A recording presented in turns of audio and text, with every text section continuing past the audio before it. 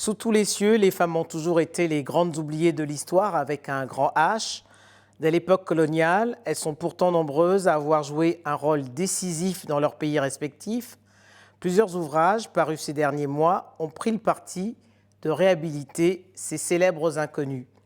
Geneviève Ngossokouo, bonjour. Bonjour Denise. Une histoire de femmes écrite par une femme qu'ont en commun ces 30 femmes que vous avez décidé de mettre sous la lumière alors que l'histoire les avait oubliées. Ce qu'elles ont en commun, c'est qu'elles ont ouvert les voies pour nous autres, pour les générations suivantes, et qu'elles ont été des femmes engagées, des femmes qui ont osé et qui ont écrit des fragments de notre histoire, de l'histoire de notre pays et même de l'histoire de l'Afrique. Et c'est ce qui m'a poussée effectivement à aller à leur rencontre et à les exhumer, si on peut le dire, des fosses dans lesquelles elles étaient. Peu importe les époques, le Cameroun sous protectorat allemand ou le Cameroun indépendant qui sera passé par la double tutelle française et allemande, Et le allemande. statut des femmes reste inchangé. Est-ce que cela ne vous a pas frappé? Cela m'a frappée effectivement, mais je pense qu'il s'est amélioré. Il s'est amélioré parce que ces femmes, ces arrière-grand-mères telles que je les ai appelées, elles ont également énormément lutté pour sortir, pour en fait améliorer leur situation dans le cadre traditionnel. Même si l'on considère que justement dans le cadre traditionnel, elles avaient un rôle bien déterminé et sur lequel on peut dire que la société reposait. Et étant donné qu'elles ont osé, elles ont su, à leur manière, euh, pas dépasser ce rôle, mais elles ont su améliorer leur situation. Elles ont osé et elles ont permis justement que certains carcans de la tradition soient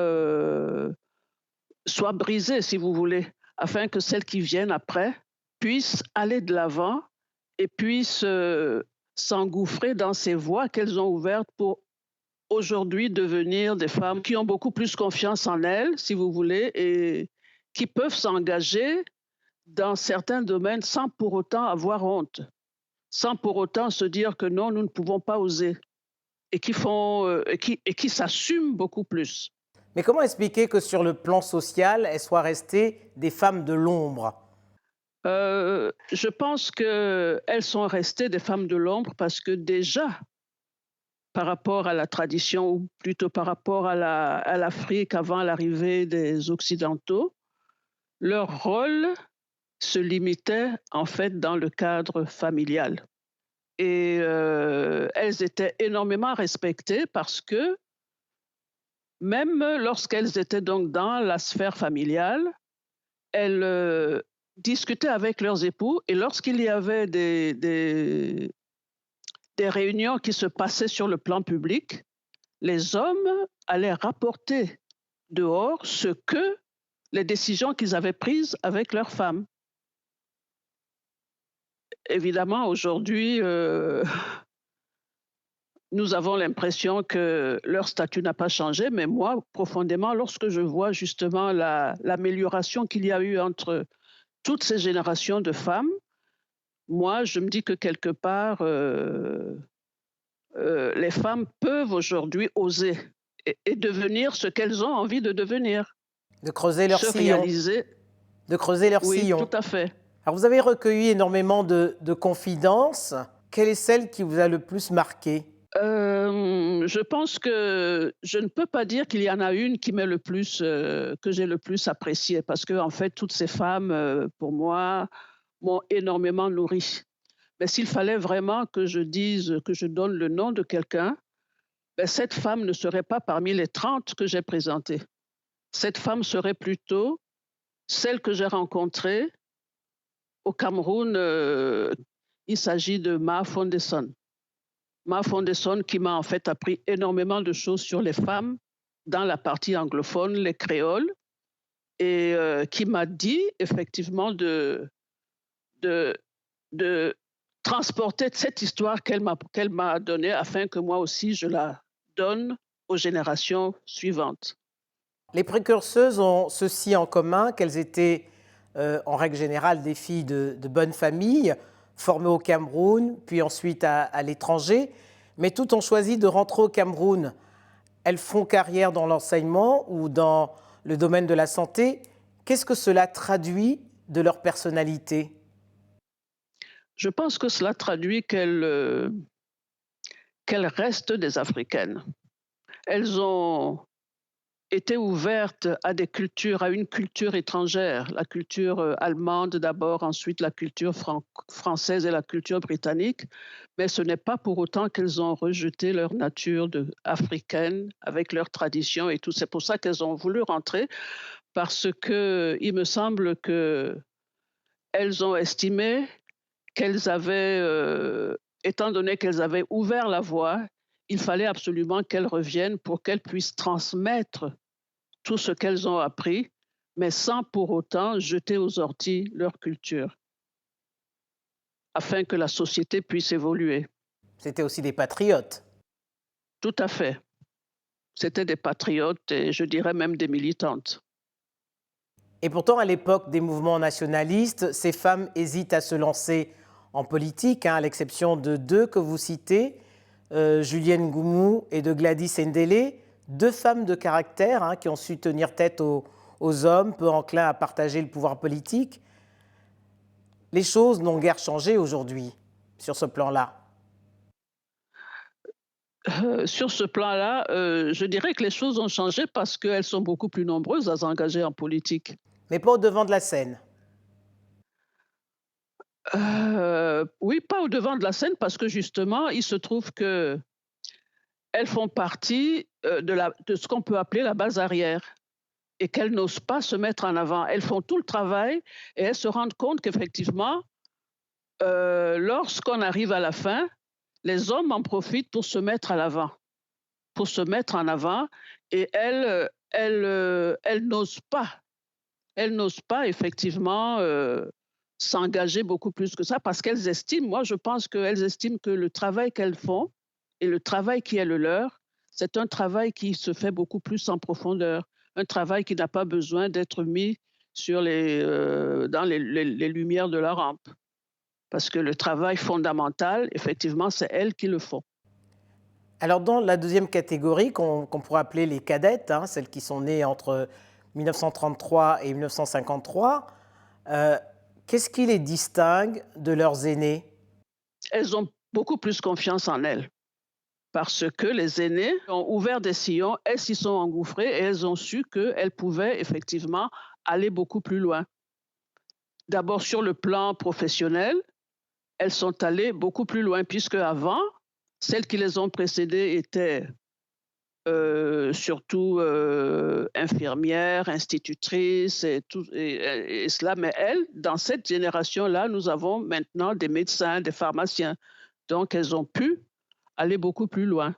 Un mot sur les femmes du Nord Cameroun, où on sait que l'islam est la religion prédominante. Et pourtant, cette religion n'a été ni un frein pour leur éducation, ni pour leur émancipation. Est-ce que ce n'est pas un tabou, un cliché qui tombe sur justement ces femmes musulmanes? Je pense effectivement que c'est un cliché qui tombe. Et parmi ces femmes, il y en a, même dans la mesure où elles ont été à l'école coranique, elles ont pu aller au-delà de ce que la société leur réservait.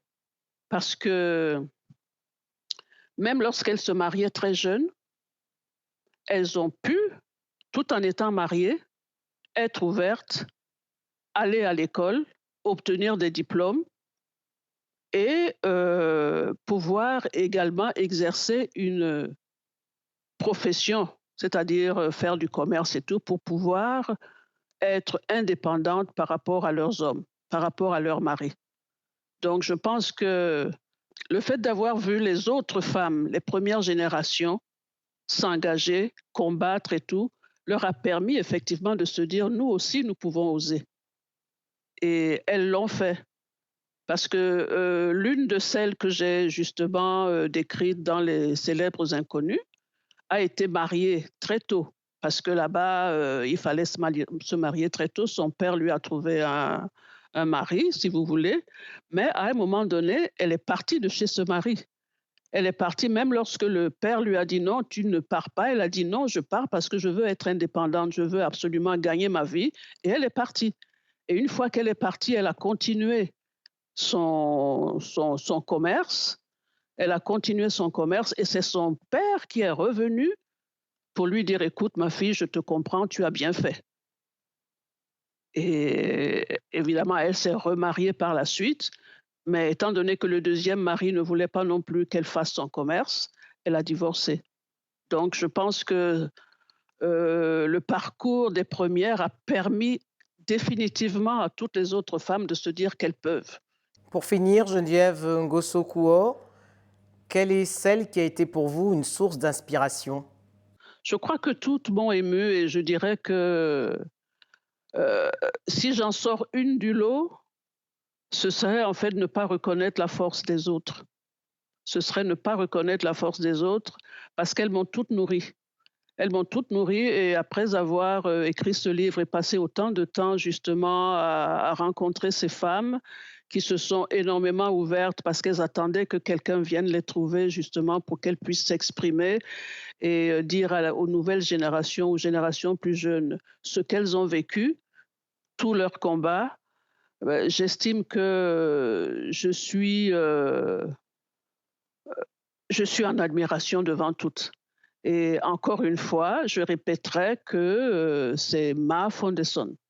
Une de celles qui m'a également, convaincue, que j'ai beaucoup aimée sans l'avoir interviewée, c'est, la grand-mère d'une de celles que j'ai interviewées, la grand-mère de Were Were King, qui disait que, il y a beaucoup de choses à faire dans nos pays et on se dit que tout ce qu'on peut faire ne peut être qu'une petite goutte d'eau dans l'océan. Et elle a répondu, elle a dit: «Même cette petite goutte d'eau, il faut chercher à l'être, parce qu'une fois qu'on l'est, on arrive à changer beaucoup de choses dans le temps». Merci, Voilà. merci Geneviève Ngoso-Kouo. Merci Denise.